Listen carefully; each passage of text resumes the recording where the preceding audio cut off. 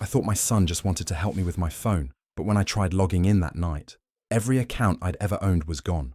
My name is Alan, and the night my son took my phone, he smiled at me like he was doing me a favor, said he'd fix it, that it was running slow, full of clutter. I didn't think much of it. I trusted him. But within an hour, I was locked out of everything. My bank, my email, my company server. Every part of my life that required trust. Gone. It wasn't until the next morning, when my assistant called to tell me about my transfer of funds, $250,000, that I realized what he'd really done. My son had robbed me, not for money, but for power. And by the time I understood the full picture, it was already too late. If this story ever makes you think twice about trust or forgiveness, then don't forget to share it.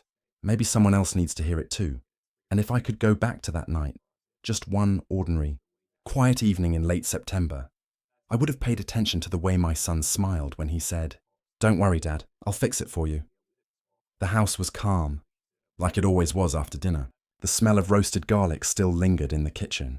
My wife, Elise, had been gone 5 years by then, but I still cooked her recipes, out of habit more than comfort. Evan sat at the counter, scrolling through his phone, his face washed in that pale blue glow that made him look older than 25.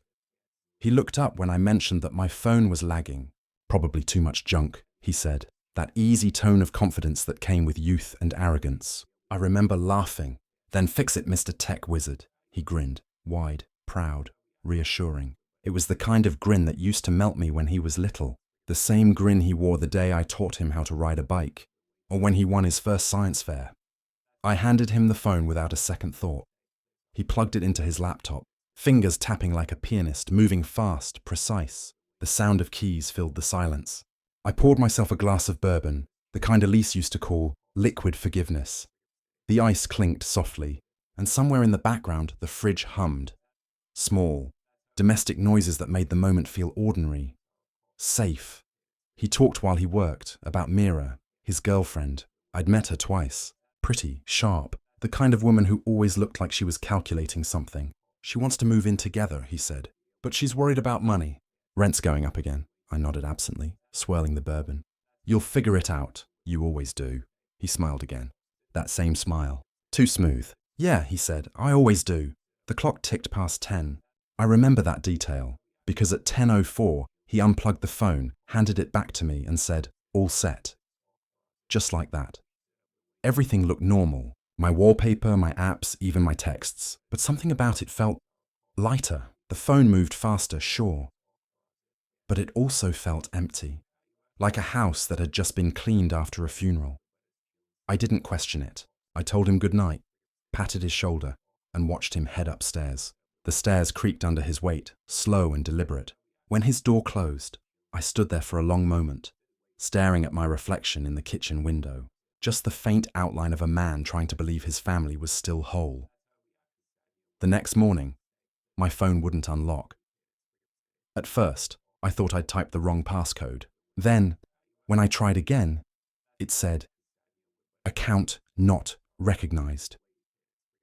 By the third attempt, I was locked out completely. I remember that strange, hollow feeling, like someone had rearranged the furniture in my head. I laughed it off.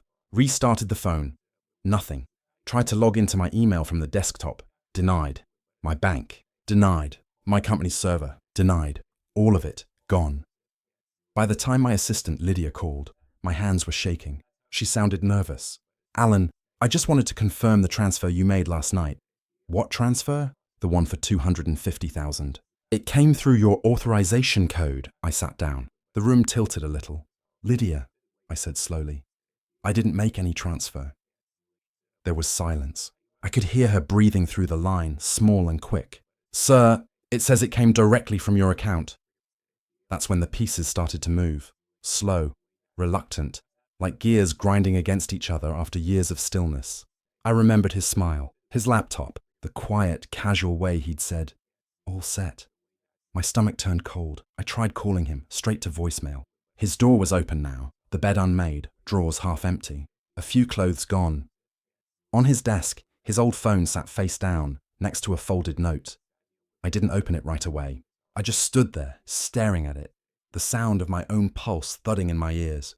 When I finally picked it up, there were only 6 words written on it. Don't worry, Dad, it's for us. For us. I read it again and again, the words blurring until they didn't make sense anymore. The house felt too quiet, too large. The kind of silence that doesn't wait for an answer. And as I sat there staring at that note, a single thought began to form. Heavy, slow, and impossible to ignore. My son had just stolen my life. To be continued. The next 48 hours blurred together, a storm of disbelief and denial. You think you know your child. Their rhythms, their tells, the way their voice shifts when they lie. But what I learned in those 2 days was that betrayal doesn't announce itself. It hides in routine, in trust. I sat in my office, surrounded by the quiet hum of machines that no longer recognized me. The server logs showed my credentials being used, the same ones I'd guarded for years. Only now they were registered from an unfamiliar IP. My IT department thought it was me, just working remotely. They had no reason to question it. Evan had planned this. That thought alone made my hands shake. He'd waited for a night when I was relaxed, when the house smelled of dinner and the bourbon had softened my edges. He'd studied me, the way I typed, the way I stored my passwords, even how I phrased my emails. The more I dug, the clearer it became. He hadn't just stolen my money, he'd stolen me. My digital reflection, the one that opened bank vaults, approved contracts, sent emails to clients, had been perfectly replicated. A ghost version of me, walking through the wires, making choices I never made. Lydia called again the next morning. She said my business partners wanted to confirm some things. The word confirm, that was the first real wound. Confirmation means doubt. It means people have started whispering. Alan, she said softly, they think you're slipping. Slipping? I repeated, half laughing, half dying. There were emails from your account, she continued. Messages about transferring control of your company shares to Evan. About retiring early. My throat went dry. Lydia, you know me. I do, she whispered. But they think they know you too. Through your emails. That was when the paranoia began. Every sound in the house felt wrong. The hum of the refrigerator became a murmur of suspicion. The blinking router light felt like an eye. I unplugged everything. The modem, the backup drives, even the smart TV. The silence that followed was deafening. I called the bank. They said they couldn't reverse the transfers without proof that I hadn't authorized them. I called the police. They said it was a civil dispute. I called Evan, straight to voicemail again. The tone of that automated voice, the number you were trying to reach, burned itself into my skull. By the 3rd day, I stopped sleeping. Every time I closed my eyes, I saw him sitting at the counter again. That calm confidence, that smile. I replayed it over and over, trying to find something, a hint, a tremor, anything that would have warned me. But there was nothing, just love and blindness. That night, I drove to Mira's apartment. It was a cold evening, the kind that makes streetlights shimmer like dying stars. Her car was gone. Her neighbors said she'd moved out 2 days earlier. With her fiancé, they said, smiling politely, not realizing what those words did to me. Fiancé, he'd taken my money, my accounts, and now he was building a new life with it. When I drove home, the city looked different. Every billboard, every passing light reflected off the windshield like accusation. Somewhere in that sprawling grid of neon and glass, my son was celebrating. I parked outside my house and sat there for a long time, staring at the dark windows. My reflection stared back, hollow, unshaven, eyes like burnt-out coals. I remember whispering to the empty car, "Why, Evan?" No answer, of course, only the sound of the rain beginning to fall. That night, I found myself scrolling through old photos on my laptop. Evan as a child, standing in our backyard, holding up the kite we'd built together. The string tangled in his hands, his grin wide and unguarded. I kept looking at that photo, at his eyes, the same eyes that looked at me across the kitchen counter just days ago. Calm, calculating. I didn't cry. Not yet. I was too stunned too. Instead, I opened a new notebook file and began writing down every detail I could remember. Times, words, gestures, everything. Not because I thought I'd get justice, but because I needed something solid, something real to hold on to before my own memories were rewritten too. It was sometime past midnight when my computer froze. Then, for a split second, a message flashed across the screen. A system alert I hadn't set up. Backup detected. External source last synced 5 days ago. My heart stuttered. A backup. I didn't have any active cloud syncs left. Evan had disabled them all, which meant this message wasn't from my system. It was from somewhere else, someone else. And in that flicker of hope, that single, blinking line of code, I remembered a name, Donovan. A man who'd once told me, "You should always keep a ghost copy, Alan, because one day someone might try to erase you." Back then, I'd laughed. But that night, I wasn't laughing anymore. I drove to Donovan's place the next morning, before the city even woke up. The sky was still the color of ash, the kind of grey that makes everything look like it's been forgotten. His workshop sat on the edge of town, a low, rusted building behind a row of abandoned warehouses. I'd gone there years ago when my company's network got hacked by a rival firm. Donovan had fixed it in a day and told me never to rely on firewalls built by people you didn't trust. He looked older when he opened the door. Same heavy beard, same nicotine-stained fingers, but his eyes were softer. The kind of eyes that have seen too many people come to them with secrets. "Alan," he said, surprised. "You look like hell." "I've been erased," I told him. He blinked. "Come inside." The smell of solder and burnt dust hit me as I stepped in. The place was cluttered. Wires, monitors, stacks of external drives labelled with names that probably weren't real. He poured coffee into a chipped mug and handed it to me. "Start from the top." So I did. I told him about Evan, about the phone, the transfers, the emails, the note. Every word felt heavier coming out of my mouth. Donovan didn't interrupt. He just listened, nodding slowly, his eyes darting to the laptop in front of him, as if he was already piecing something together. When I finished, he said, "You remember that full system scan I did for you 6 months ago? The one I said was a safety net?" I nodded. "Well," he said, typing fast, "that safety net's still floating around. I mirrored everything to an offline drive. Standard redundancy protocol." He turned the screen toward me. Lines of directories scrolled by. My name, my email archives, even old company logs. It was all there. Every message, every signature, every timestamp, including the ones Evan thought he'd deleted. I didn't breathe for a few seconds. It was like staring at my own ghost, the digital version of my life, preserved in silence. Donovan's fingers moved again, opening folder after folder, until he reached one labelled Recent Activity. There they were. Messages from me to Evan, authorising transfers, blessing his new company plans, even congratulating him on his engagement to Mira. Every one of them time-stamped for that night. Every one of them perfect, except there was something off. The writing style wasn't quite right. Evan had mimicked my tone, but he didn't know my rhythm. He didn't know that I never used exclamation marks in emails, or that I always signed my name with just an initial. "A, can you trace where these were sent from?" I asked. Donovan smirked, the kind of smirk only old tech guys have when they smell blood. "Give me an hour."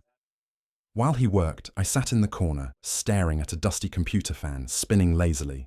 The sound was hypnotic, steady, mechanical, safe. It reminded me of simpler days, before trust became a weapon. When he finally looked up, his expression had changed.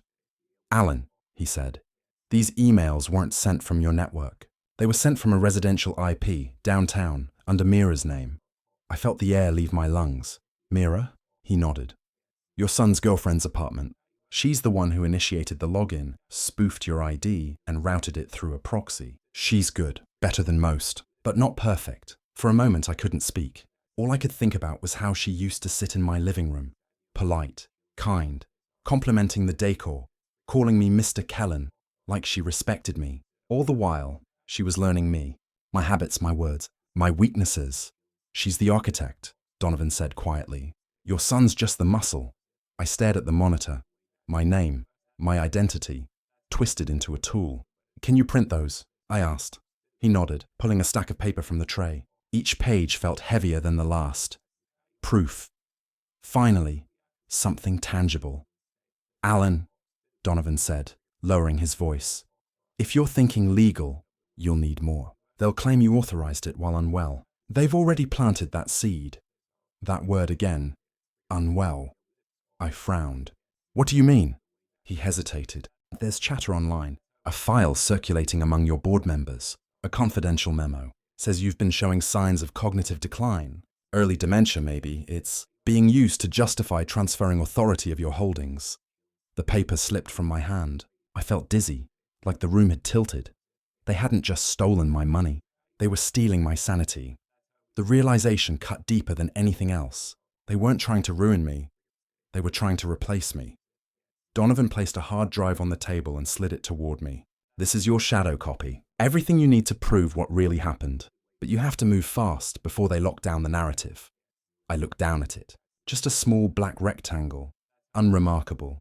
But inside it was my life. My truth. My last defense. When I stepped outside, the sky had cleared. The morning sun bled through the clouds, gold and unfeeling. I held that drive in my hand like it was a pulse. And somewhere in that light, I made a silent promise. Not just to get my money back, but to make them face what they'd done. Because I wasn't slipping. I wasn't delusional. I was awake. And they were about to find out what happens when a father stops forgiving. There's a certain kind of loneliness that comes after betrayal. Not the absence of people, but the hollowing of meaning. Faces still surround you, but their expressions feel rehearsed, their words measured, like everyone's reading from the same quiet script. When the story of my decline began circulating, I could feel it in the air before I ever saw proof. Meetings that once started with laughter began with awkward silences. Invitations disappeared. Colleagues, men and women I'd mentored, helped through divorces, paid bonuses to out of my own pocket, started calling me sir again. That subtle distance that says, we're no longer equals. The first to pull away was Corbin, my partner of 15 years. He called me one afternoon, voice carefully neutral. Alan, I think it'd be best if you took some time off. People are worried. You've been scattered lately. Scattered? I asked, trying not to let my voice crack. He sighed. You've sent contradictory instructions to finance. The board says you're under stress. Maybe Evan can handle a few decisions while you... Stop. That word came out sharper than I intended. There was a long pause. I could hear the faint tapping of his fingers on his desk. Alan, he said finally, you built this company. No one wants to see you hurt it. As if the company, my company, was a fragile thing I'd somehow become unfit to hold. When I hung up, my office felt colder. The portraits on the wall, my first factory opening, Elise cutting the ribbon, Evan holding her hand. All of it looked like evidence of a life I no longer had claim to. By that evening, my corporate email access had been revoked. The next day, my attorney called to confirm my resignation, a document I'd apparently signed digitally 2 nights before. I told him I hadn't signed anything. He hesitated, said the signature was perfectly authenticated. Perfectly, I didn't even argue. I just sat there, staring at the silent phone after he hung up, feeling the weight of it all pressed down on me. It was working. Evan's plan. Bit by bit, the world was believing I'd lost control. That night, I went for a walk. The streets were empty, slick from a light drizzle. Every window I passed reflected pieces of me, distorted, doubled, ghostly. I found myself stopping outside an old cafe Elise and I used to visit on Sundays. The lights were dim, the air thick with coffee and old jazz. Lydia was there, my assistant. She looked up when she saw me and froze. Mr. Kellen. I didn't expect... I sat across from her before she could finish. They've told you too, haven't they? She hesitated. Alan, there are rumors. People are saying Evan's helping you step back for your health. That you've been confused. Do you believe that? I asked quietly. Her eyes softened. No, she whispered. But I can't say it out loud. I leaned back, the chair creaking beneath me. The cafe was nearly empty. The kind of place where secrets could linger in the corners. I reached into my coat pocket and slid the hard drive across the table. What's this? She asked. My proof, I said. Donovan recovered everything. The emails, the transfers, the fake signatures. Evan and Mira orchestrated the entire thing. But I need someone inside to help me show the board. Lydia looked around nervously. If they find out I helped, they won't, I said. You're the only one I trust. Her eyes met mine then. Steady, searching. After a long moment, she nodded. Give me 2 days. When I left the cafe, I felt something I hadn't felt in weeks. Movement. Small, fragile, but real. I walked home through the quiet streets, the lamplight cutting golden pools through the mist. The house was dark when I entered. I turned on the hallway light and saw an envelope on the floor, slipped under the front door. No name, just a single sheet of paper inside, typed, precise, cold. Stop digging, Alan. This is your last warning. No signature. No logo. But at the bottom, in faint grey text, was an IP address. a string of numbers that meant nothing to most people. But to me, it screamed familiarity. It was mine, my home network. They weren't just erasing me anymore. They were watching me. The next morning, Lydia didn't show up for work. Her phone went straight to voicemail. Her email account had been deactivated. That night, when I checked the news, I saw a headline scrolling across the finance ticker: "Tech pioneer Alan Kellen steps down amid health concerns." I stared at the words until they blurred. The world had already decided who I was. A broken man stepping aside, guided by his loving son. But the truth was still on that drive. And if Donovan's ghost copy had survived this long, maybe it wasn't the only secret my enemies didn't see coming. I picked up the phone and called Donovan. "It's time," I said. He hesitated. "You're sure?" "I'm done being erased." He exhaled softly. "Then let's bring you back to life." Outside, the wind rose, sweeping through the trees like an exhale from the dark. And as I looked out the window, I saw my reflection again. But this time, it wasn't hollow. It was waiting. Donovan's workshop always smelled of dust and old electricity, that faint metallic scent of circuits and time. When I pushed the door open that night, he was already waiting for me, sleeves rolled up, the glow of half a dozen monitors painting his face in shades of cold blue. "You look like you haven't slept," he said. "I haven't," I replied, setting the hard drive on his desk. "Neither have they." He gave a dry laugh. "You mean your son and his little architect?" I nodded. "They sent me a warning." Donovan raised an eyebrow. "Typed? No signature?" "Yes." He exhaled through his nose. Classic intimidation pattern. "They're nervous." I sat down across from him. "They should be." He turned one of the monitors toward me. "I've been digging through the clone backup, cross-referencing timestamps, metadata, signature algorithms. Evan and Mira were careful, but not careful enough." He tapped the keyboard. On the screen appeared two side-by-side documents, one real, one forged. "Here," he said, "look at the authentication signature.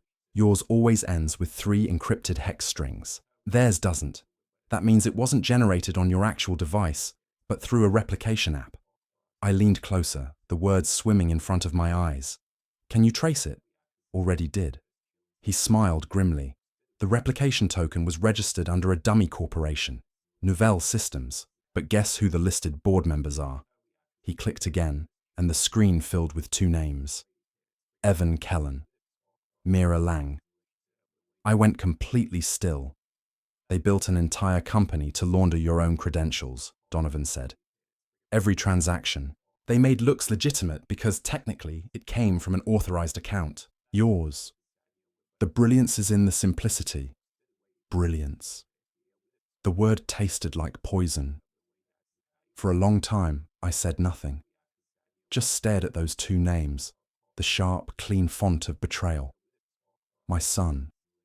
The boy I once carried on my shoulders at county fairs, who used to call me Dad, the fixer. Now he was the one doing the fixing. Of my destruction. Donovan's voice cut through the silence. "You have options, Alan. You can take this to court, but it'll take time. Or," I looked up, or we feed them their own lie." He leaned back, folding his arms. "They've built a world where you're incompetent, senile, finished. Fine. Let's give them that version of you. Make them believe they've won. While they're celebrating, we pull every thread from underneath." I watched him for a moment. "You're suggesting a counter-operation?" He shrugged. "I'm suggesting justice. Poetic, efficient, and irreversible." I thought about it. About how the system had already labelled me a relic. How my own name had been repurposed into a rumour. Fighting them openly would mean dragging through courts they'd already bought influence in. But pretending, letting them think I was broken, that might just buy me the silence I needed to strike. "What do you need?" I asked. Donovan's eyes gleamed faintly. "Access. And time." For the next few days, we worked in secret. He set up a mirror network that looked exactly like my real one, a digital decoy. From it, we began sending emails under my name, approving every false narrative Evan and Mira had set up. It made them careless. The more convinced they became that I was losing my grip, the bolder they got. They started expanding their shell company, filing paperwork, signing contracts. They even began transferring smaller assets publicly. Artwork, vehicles, even one of my patents. Every move they made left a trail. I'd visit Donovan every evening, sitting beside him while he worked, the two of us bathed in the cold light of code. Outside, the world still thought I was unraveling. I let them. There was power in being underestimated. One night, Donovan handed me a flash drive. "This," he said, "is the final piece. Encrypted copies of their internal communications. Every message, every plan, every time they mocked you." I pulled it from Mira's cloud cache. "How?" I asked. He smirked. "Let's just say she used the same password for everything. Evan forever." Something inside me broke then, not from pain, but from clarity. I opened the first file. There were screenshots of their texts. "Mira, he's too sentimental to see what's happening. He'll thank us someday." "Evan, maybe. Or he'll die angry. Either way we win." "Mira, don't say that." "Evan, what?" He was never really a father, just a wallet with rules. I didn't realize my hands were shaking until the coffee beside me spilled. The liquid pooled across the desk, dark and slow. Donovan said nothing, just reached for a cloth, wiped it up quietly. When I finally spoke, my voice came out low. "We move tomorrow." He nodded. "I'll prepare the drop." The plan was simple. At the next board meeting, I'd arrive unannounced. Lydia, who had resurfaced 2 days earlier under the guise of corporate PR assistance, would queue the files on the main display system. Once the meeting began, the truth would speak for itself. As I left Donovan's that night, the city felt different. The streets buzzed faintly, the neon signs bleeding into the rain-soaked pavement. Somewhere out there, my son was sleeping peacefully, certain that his father was finished. He didn't know the backup had teeth, and as I walked home, I found myself whispering into the cold night air. "Let's see how you handle a ghost, son." Morning came like a threat. The kind of grey, soundless dawn that feels like the world is holding its breath before something breaks. My reflection in the mirror looked hollow, stubble, shadows, eyes that had stopped pretending to rest. I buttoned my shirt slowly, every movement deliberate, rehearsed. Today wasn't about emotion anymore. It was about exposure. The boardroom meeting was scheduled for 9 WPUA, Monsieur Sharp. Location: Kellen Holdings, HQ. The same room I'd built 2 decades ago, back when every wall had echoed with ambition and trust. When I walked through those glass doors, I could feel every head turn. Lydia stood by the corner, her posture rigid, eyes flicking to me for half a second, a silent confirmation that everything was ready. "Mr. Kellen," one of the junior executives stammered, "we weren't expecting—" "Clearly," I interrupted, walking straight to the center of the room. "But I believe it's time I start attending my own funeral." A few nervous chuckles, the kind that try to pretend confusion isn't fear. Then the doors opened again. Evan walked in, calm, polished. Mira right beside him, her smile soft but unreadable. They looked like the perfect pair, youth and power intertwined, feeding on confidence they didn't yet realize was borrowed. "Dad," Evan began, feigning surprise. "You should have called. You look—" He hesitated just long enough for the insult to sting. "Tired." I gave him a small smile. "You'll forgive me. Betrayal tends to ruin one's sleep." The room fell silent. You could hear the faint hum of the projector waiting. Evan's face shifted, just slightly, a flash of panic before he replaced it with that same steady arrogance. I think we should talk privately. No, I said. Let's do it here, in front of everyone who believed your story. I turned to Lydia. Play it. She clicked the remote. The wall screen flickered to life, folders, file paths, and then the first document appeared. Nouvelle Systems, Founding Agreement. Both their names, signed and time-stamped using my stolen credentials.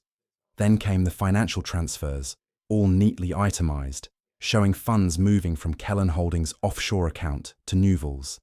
And then, finally, the messages. Evan. He's still using the same laptop. I cloned the drive last week.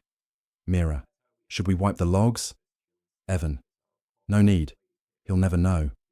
Mira. He's asking questions again. Evan. Then distract him. Use dinner. Smile. He'll fall for it. Gasps. Someone muttered. Jesus Christ.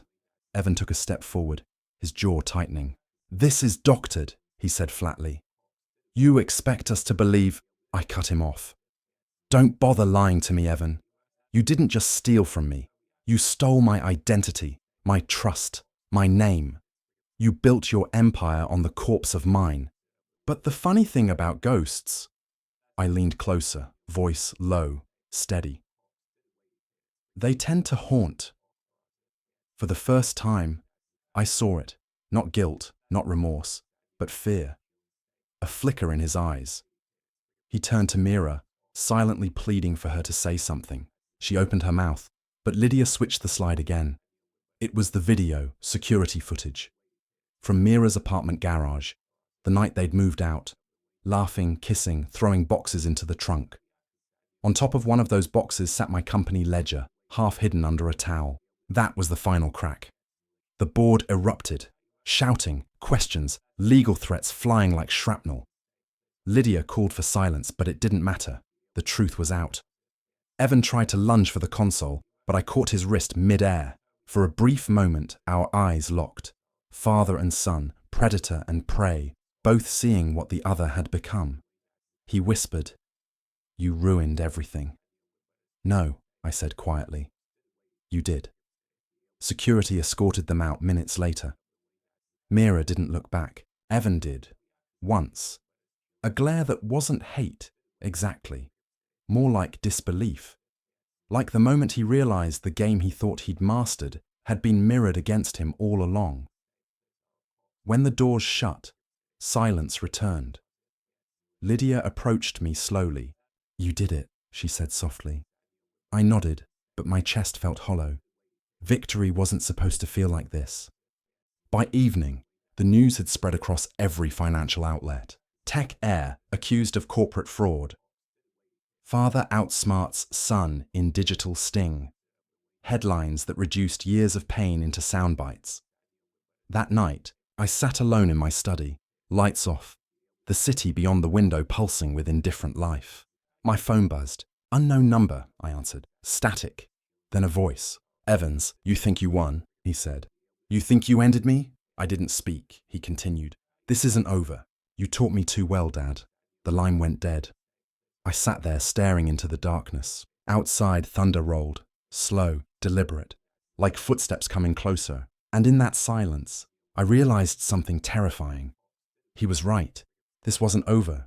For weeks after the confrontation, I lived in a strange quiet, the kind that isn't peace, but aftermath, the kind of silence that still hums with the echo of things unsaid. Evan had vanished. His apartment was stripped clean, his phone disconnected.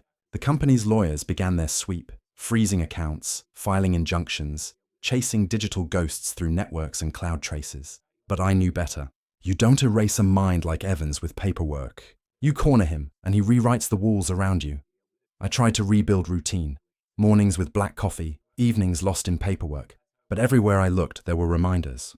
The photo on my desk of us fishing in Lake Andara. His arm around my shoulders. Both of us smiling, like we belonged to something unbreakable.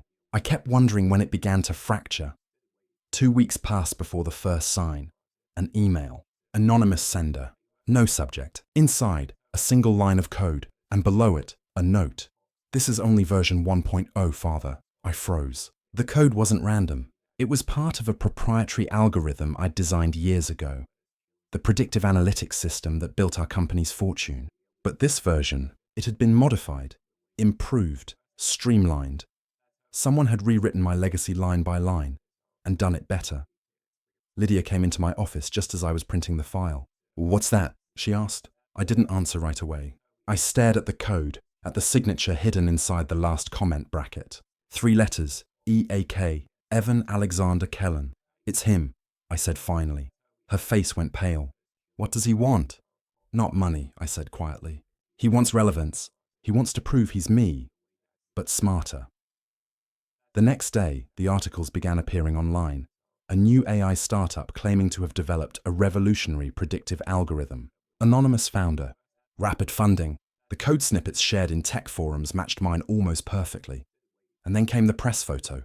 Blurred at first, but unmistakable. Evan, standing before a crowd, no longer hiding, smiling like a man reborn. He called his company Eternum Systems. Eternal. How poetic.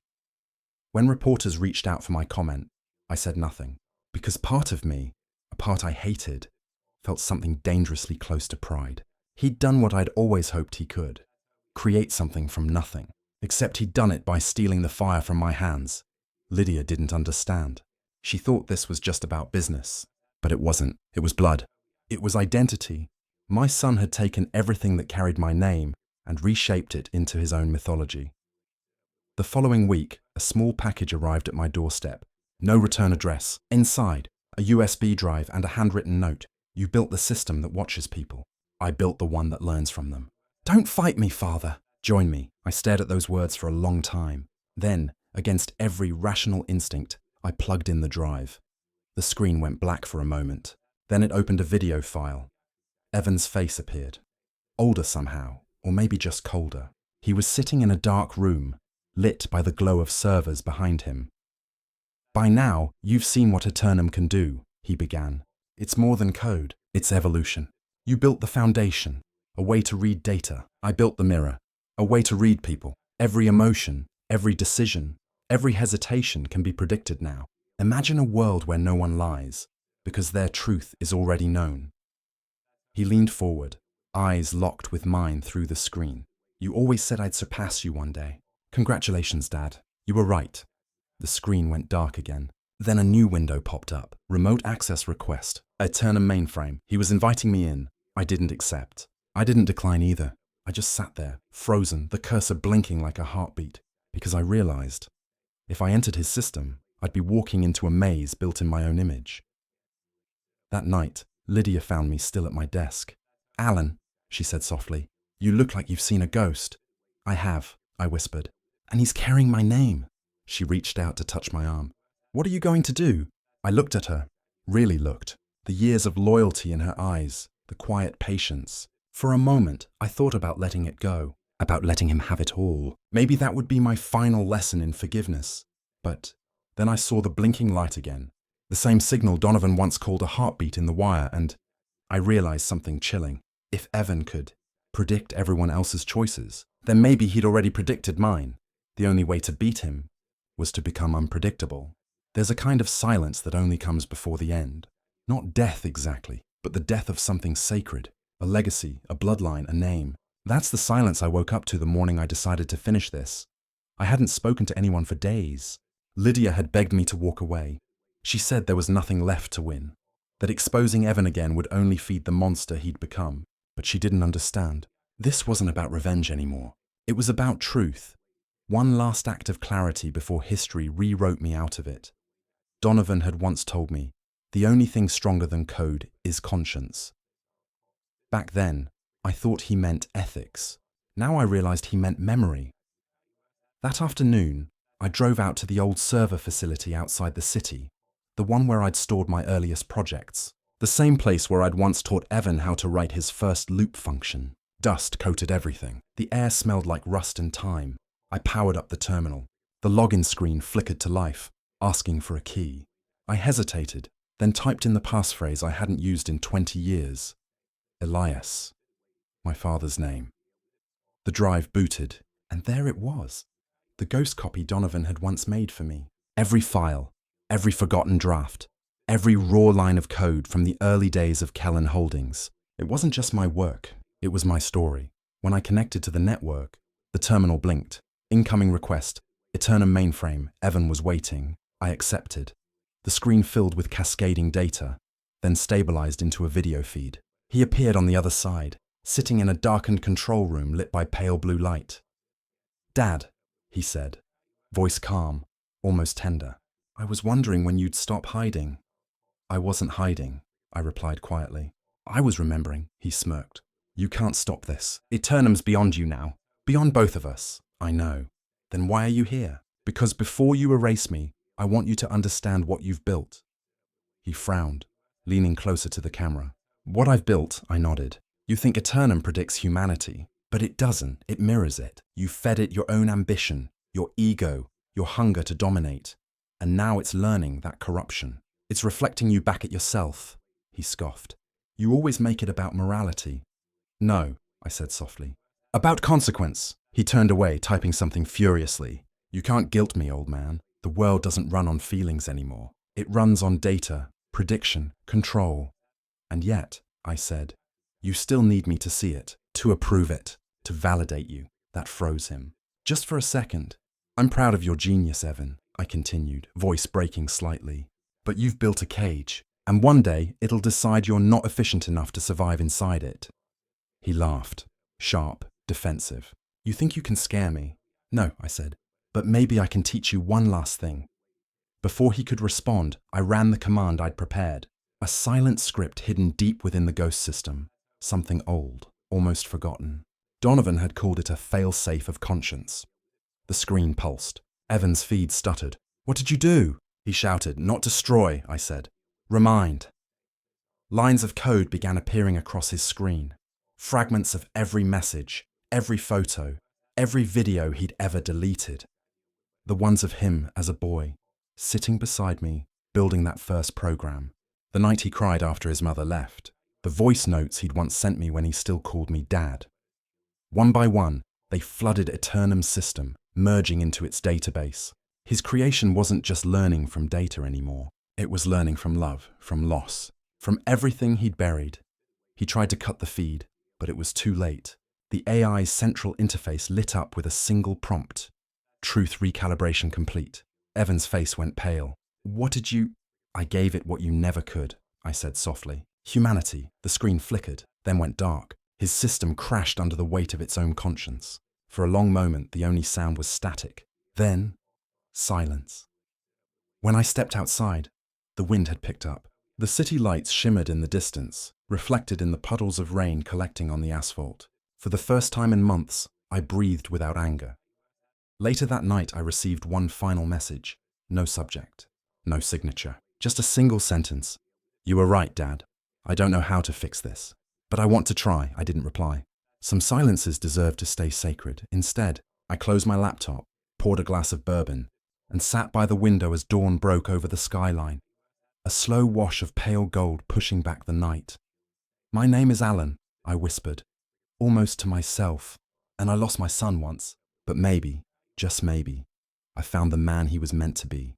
If this story ever makes you think twice about power, forgiveness, or the price of pride, then don't forget to share it. Maybe someone else needs to hear it too, and with that, I let the silence finally mean peace.